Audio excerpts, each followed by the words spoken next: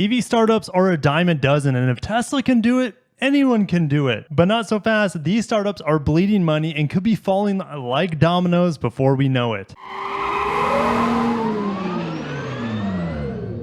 Today, we're talking about EV startups here in America, as well as the ones in China, and how it's very unlikely most of them will survive in the future. And I also have a tier breakdown, S through D, today talking about the ones I think will survive in the near to long-term future as well. So starting off at Reuters, we will be getting first quarter results from these EV startups, and we're expecting a lot of dwindling cash reserves. And these startup companies are struggling to ramp up production, have few options for funding in a turbulent economy. And a lot of these companies have gone public recently on the stock market, but that has not helped them as their valuations have completely evaporated for two big reasons. Tesla cutting prices, as well as the traditional automakers getting their act together and producing some decent EVs. Lucid is expecting a 36% sequential slide in cash reserves. Rivian is expecting its cash balance to fall nearly 7% to $11 billion from the preceding quarter. Fisker and Nikola,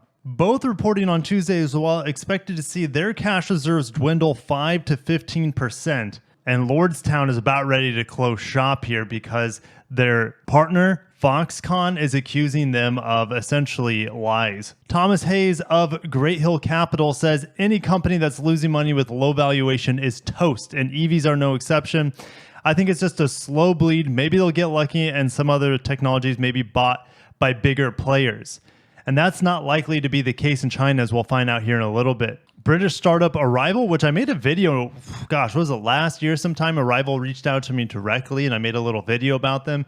I still think they have a chance at surviving because their business model isn't on retail, it's all on the commercial end. But Nikola, I don't see them lasting long term. And also, Lucid and Rivian are not going forward by providing data on reservations. That is very alarming. So we're heading over to Clean Technica before we head over to China and talk about their EV startups and how it's not looking good for them either. But US electric vehicle sales up 66%, and that is a total of 7% of the entire US sales market. We have an amazing chart here talking about the BEV market in the United States. The total market, it's the dark green. The medium green is the Tesla sales, and the light green is non-Tesla sales. The biggest takeaway from this, I would say, is that the non-Tesla BEVs are growing more rapidly than the Tesla BEV share. At this rate, it might take a couple more years before Tesla's maybe at 50% of the total BEV market in the United States, and after that, they'll never be more than 50%.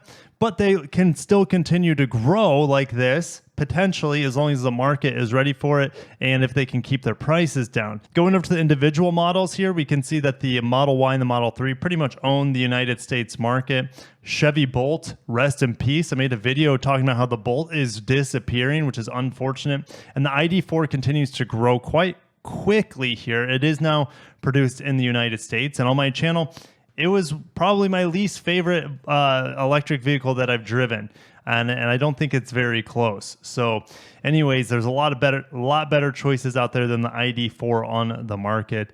But the Ioniq 5, for example, they're not able to keep up volume. Same thing with the Kia EV6. We will have the Kia EV9 coming to the market soon, and I think that will help boost the Korean EV sales. But the Mustang Mach-E and the F-150 Lightning will continue to grow as well. And when you see the Subaru Solterra in here, the BZ4X, it'll be a long time before we see traditional automakers producing at volumes that Tesla is making right now. So probably 2-3 years would be my guess. And then if we look at Q1 2023 versus Q1 2022, we can see which models are selling better than they were in the previous year.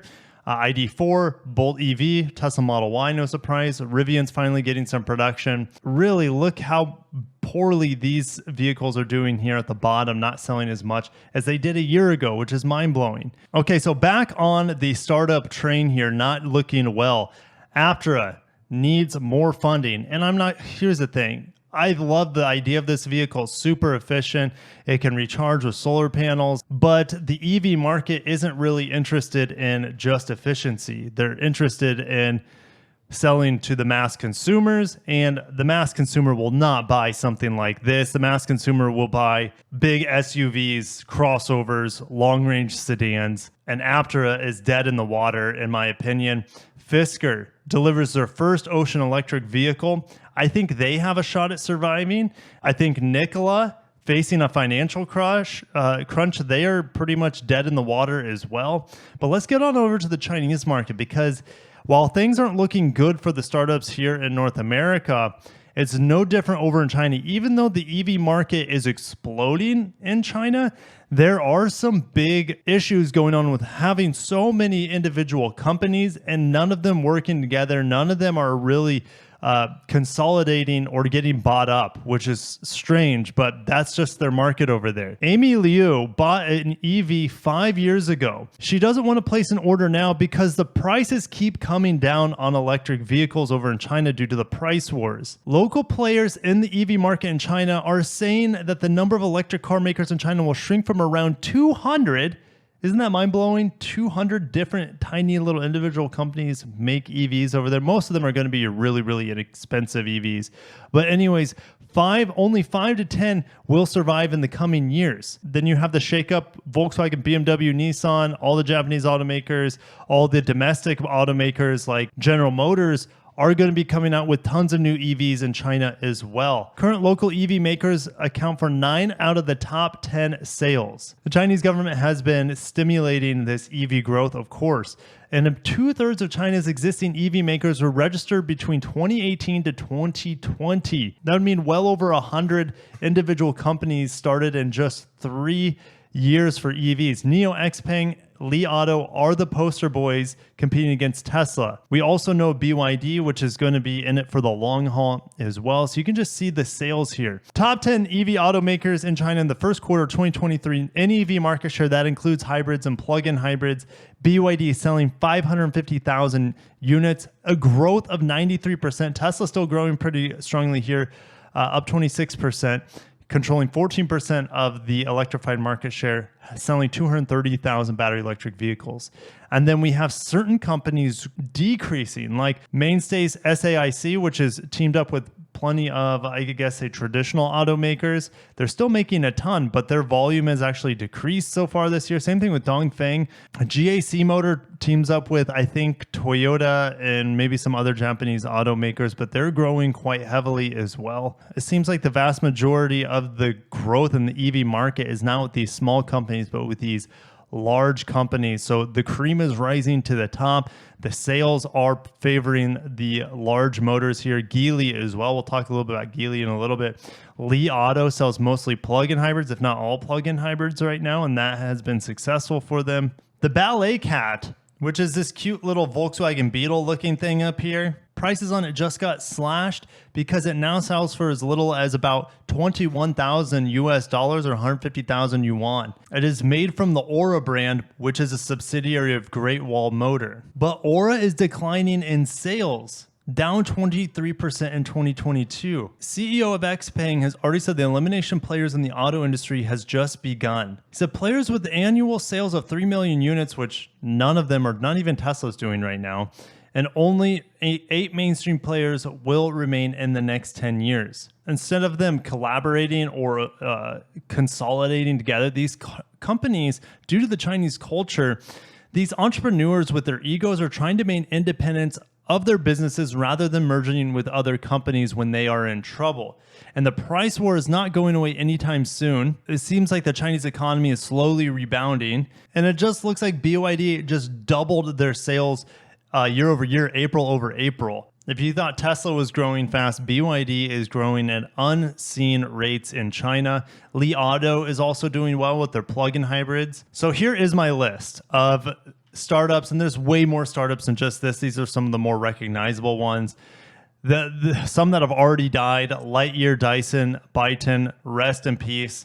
And I expect a lot more of these companies to fall into the dead list here in the coming months and years. Nikola, don't think they're going to last very long with their hydrogen strategy and EV pickup or EV semi-truck strategy. Lordstown, they're just like a sliver away from announcing bankruptcy. Faraday, this seems promising. I kind of like their website. I just don't think they have the legs to last very long. And Aptera making that airplane without wings is just not going to resonate with the average buyer in America. Commercial van makers like Mullen Canoe and Arrival could see some success, or they could not and just die. Xpeng, Fisker, and VinFast, all on the kind of teetering point. I don't know how well they're going to succeed in the near future or long-term future. Companies that are a little bit more safe that could definitely still fail: NIO, Li Auto, and Lucid. And just because these companies are at the top of the list doesn't mean they're safe from failing. Rivian could still fail. They're bleeding money. Polestar is probably the safest one on this list because they're backed by Geely, Chinese automaker that owns Volvo, Lotus, Lynk & Co., Zeekr, as well as other things. So Polestar is not really a true startup here, but they are a new EV company, and they will last for a very, very long time, I suspect, compared to most of these others. But let me know what you guys think down below of this EV tier list. And I want to end with something fun here. Over at the Tesla shop, Model S Plaid track package, 15 to 20,000 US dollars. I don't know which it is. I don't know why it's just not a fixed price here. But you get the carbon ceramic brake option. They give you these new zero gravity wheels, or zero G wheels, I guess is what they abbreviated to. And this price includes installation. So they'll ship these upgraded parts to your local Tesla service center, and then I would assume that they go in their little service truck and install these in your driveway. It also unlocks the vehicle to handle 200 miles per hour as the top speed, which is pretty cool. So Tesla Model Plaid is around 107,000 US dollars. This Plaid track package gets it to around 127,000. I don't think they'll have any issues moving some of these add-on packages for their already most fast, the most aggressive vehicle that they have. So just went in with something a little bit fun there. Thank you guys for watching a long video today about startups, and most of them will evaporate in the near future, I think. Let me know down below which startups you think will die the quickest, which ones you think will have longevity and maybe even be able to make it long-term on the markets around the world. Thank you guys. Have a great day, and peace.